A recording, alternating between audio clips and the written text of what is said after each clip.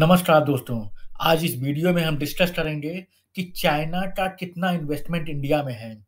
जैसा कि आप जान सकते हैं, जो चाइना है, वो वर्ल्ड की सेकंड लार्जेस्ट जीडीपी और सेकंड लार्जेस्ट इकोनॉमी है आफ्टर यूएस। और जिस तरह से डेटा सामने आ रहा है कि आगे कुछ सालों में वो अमेरिकन इकोनॉमी को भी पीछे छोड़ देगी।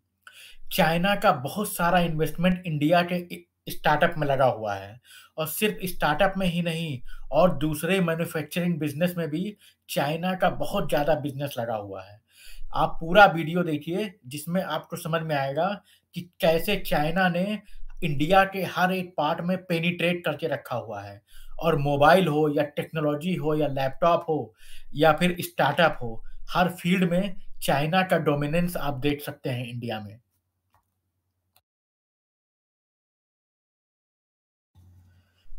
इंडिया का स्टार्टअप इकोसिस्टम लास्ट 10 ईयर में बहुत तेजी से ग्रो हुआ है। बहुत सारी कंपनी बिलियन डॉलर फंडिंग पा चुकी हैं। इस साल 2021 में इंडिया में 30 यूनिकॉर्न्स बन चुकी हैं, जो कि तीसरे वर्ल्ड में तीसरे नंबर पे हैं। यूनिकॉर्न का मतलब होता है वो कंपनी जो 1 बिलियन डॉलर से ज़्यादा फंडिंग ले लेती है। जैसा कि हम देख सकते हैं, बहुत बड़ी-बड़ी कंपनी इंडिया में एस्टेब्लिश हो चुकी हैं, जैसे बायजूस जो 15 बिलियन डॉलर की पहुँच चुकी है, पेटीएम, ज़ोमैटो, स्नैपडील ऐसी बहुत सारी कंपनी अब बन चुकी है। अब पूरा एक इकोसिस्टम बन चुका है बैंगलोर, हैदराबाद, कोचीन, पुणे जैसी सिटी में। अब पूरी सिटी डेवलप होती जा रही है इस इकोसिस्टम से और मिलियंस ऑफ लोगों को इसके लिए जॉब भी मिल रही है। तो ये स्टार्टअप इकोसिस्टम है, जैसे कि ऑनलाइन फूड डिलीवरी ज़ोमैटो या स्विगी, इन्होंने बहुत सारी जॉब प्रोवाइड की है इंडिया में। मिलियंस ऑफ जॉब पिछले 10 सालों में जनरेट की है ये सारे स्टार्टअप में। तो ये सारा स्टार्टअप का जो इकोसिस्टम है, ये बहुत तेज़ी से बदला है लास्ट 10 इयर्स में। लेकिन ये सारा इकोसिस्टम ऐसे ही नहीं बन गया है। ये इकोसिस्टम इसलिए बन पाया है क्योंकि ये जितनी स्टार्टअप खुली हैं कम से कम 400 से 500, इनको बहुत ही बड़े लेवल पे फंडिंग मिली है। क्या आपको पता है ये सारी कंपनी में जो कि बिलियन डॉलर फंडिंग ले चुकी है, इसमें मोस्ट ऑफ द फंडिंग कहाँ से आई है? क्या आप गेस कर सकते हैं? ये सारी फंडिंग अमेरिका से नहीं आई है, बल्कि इसकी 80 टू 90% फंडिंग सिर्फ चाइना की कंपनी से आई है। आगे हम इस वीडियो में देखेंगे कि कैसे चाइना की बड़ी-बड़ी कंपनी जैसे कि अलीबाबा और टेंसेंट ने इंडिया के सारे बड़े-बड़े स्टार्टअप 80 टू 90% स्टार्टअप जो इंडिया में बड़े-बड़े हैं, जो बिलियन डॉलर टच कर चुके हैं वैल्यूएशन, उनमें ज़्यादातर पैसा चाइना की कंपनी का लगा हुआ है। चाइना की सबसे बड़ी कंपनी अलीबाबा जिसके कि फाउंडर हैं जैक मा, उसने $300 मिलियन इंडिया की सबसे बड़ी ग्रोसरी डिलीवरी बिग बास्केट में इन्वेस्ट किया है। बिग बास्केट सन 2012 में स्टार्ट हुई थी और अभी ये इंडिया की सबसे बड़ी ऑनलाइन डिलीवरी कंपनी है। इसने अब तक $1 बिलियन फंडिंग जमा की है, जिसमें से $300 मिलियन सिर्फ अलीबाबा से आया है। उसके अलावा और भी चाइनीज़ कंपनी ने कुछ जो 200 से 400 मिलियन डॉलर बिग बास्केट में इन्वेस्ट किया है। अलीबाबा ने बिग बास्केट में 300 मिलियन डॉलर, ज़ोमैटो में 600 मिलियन डॉलर, स्नैपडील और पेटीएम में भी 400 मिलियन डॉलर इन्वेस्ट किए हैं।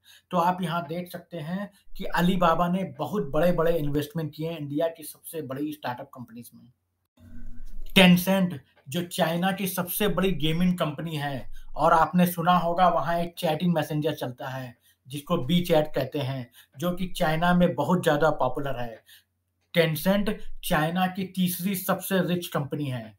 टेंसेंट ने इंडिया में बायजूस में बहुत ज़्यादा पैसे इन्वेस्ट किए हैं और स्विगी जो कि इंडिया का second largest online food delivery platform है, उसमें 500 मिलियन डॉलर इन्वेस्ट किए हैं। स्टेट व्यू चाइना की सबसे बड़ी वेल्थ मैनेजमेंट कंपनी है और ये लोग ओवरसीज में स्टार्टअप में सीड फंडिंग भी करते हैं।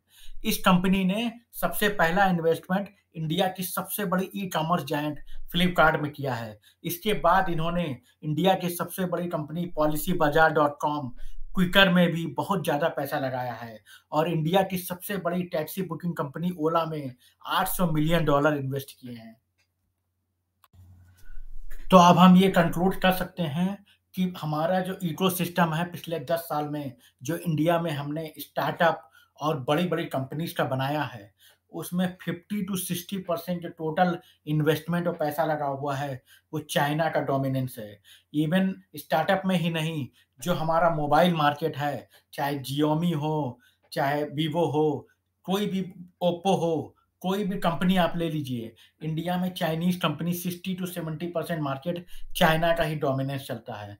तो इस तरह हम देख सकते हैं, चाहे हमारा टेक्नोलॉजी मार्केट हो, चाहे स्टार्टअप हो, चाहे मैन्युफैक्चरिंग सेक्टर हो, हर जगह चाइना का डोमिनेंस है और चाइना का बिलियंस ऑफ डॉलर इंडिया में इन्वेस्टमेंट है। अब इसमें आप बोलेंगे इसमें एक प्रॉब्लम क्या है? इसमें प्रॉब्लम ये है कि जब आप बहुत ज़्यादा किसी को डोमिनेंस दे देते हैं, तो जो कंपनी की पॉलिसी होती है, वो भी इन्वेस्टर ही डिसाइड करता है। क्योंकि चाइना का बहुत सारा पैसा इसमें लगा है, इसलिए वो ज़्यादातर जो पॉलिसी होती है कंपनी की, वो भी वही डिसाइड करते हैं। ये इंडिया के लिए फ्यूचर में खतरा हो सकता है, क्योंकि अगर वो पॉलिसी बनाएँगे कि उनका डेटा सेंटर चाइना में है, तो हमारा जो देश का जो डेटा है, वो चाइना के डेटा सेंटर में जाएगा, जिससे कि वो हमारे डेटा को रीड कर सकते हैं और ये हमारे लिए नेशनल सिक्योरिटी हो सकता है। अगर ये वीडियो आपको पसंद आया है, तो जल्दी से चैनल को सब्सक्राइब कर लीजिए और इस वीडियो को लाइक कर दीजिए और कमेंट सेक्शन में लिखिए नेक्स्ट वीडियो आप कौन-सा देखना चाहेंगे। और इस वीडियो को अपने फ्रेंड्स और फैमिली के साथ भी शेयर कर लीजिए। और हाँ, हमने नया अपना अकाउंट बनाया है इंस्टाग्राम पे और ट्विटर पे भी, तो प्लीज़ उसे जाके फॉलो कर लें ताकि आपको लेटेस्ट स्टार्टअप के और फाइनेंशियल इन्फॉर्मेशन मिल सके। Thank you for watching this video.